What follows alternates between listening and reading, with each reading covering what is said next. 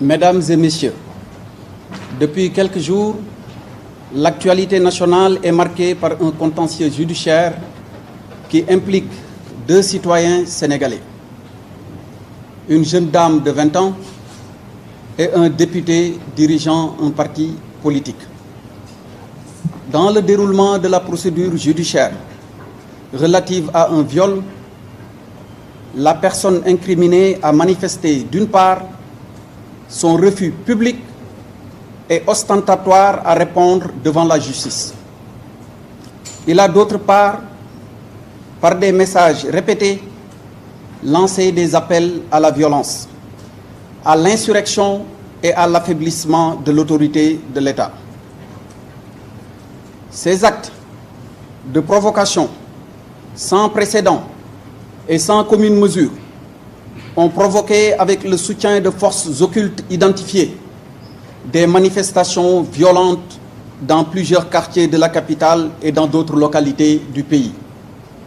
Il convient de relever, de regretter et de condamner fermement les actes de nature terroriste, les voies de fait, les saccages, les pillages et dégradations de bâtiments publics et de biens privés, mais aussi des commerces appartenant à des personnes physiques et morales. Le gouvernement regrette la perte de 4 vies humaines et présente ses sincères condoléances aux familles éplorées. Je rappelle que nous sommes en état de catastrophe sanitaire avec un couvre-feu toujours en vigueur et des restrictions sur les rassemblements et déplacements conformément au décret portant renouvellement de l'état de catastrophe sanitaire dans les régions de Dakar et de Thiès. Malgré tout, des réunions, regroupements, conspirations contre l'État, des actes de terrorisme et de vandalisme sont notés. Ils relèvent de toute évidence du grand banditisme et de l'insurrection organisée. Ils constituent une violation manifeste de l'état de catastrophe sanitaire. Ils représentent des troubles inacceptables à l'ordre public. Face à cette situation particulière, le gouvernement tient à rappeler son attachement au respect strict des principes de l'état de droit, de l'intégrité physique des personnes et de la protection de leurs biens.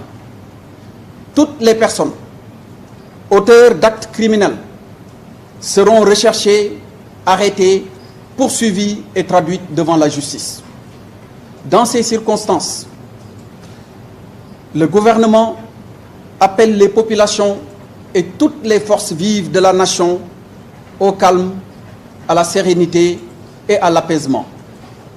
L'État mettra tous les moyens, et en train d'ailleurs de le faire, nécessaires en œuvre afin d'assurer le maintien et la restauration de l'ordre public, la protection des personnes et des biens et la préservation des institutions.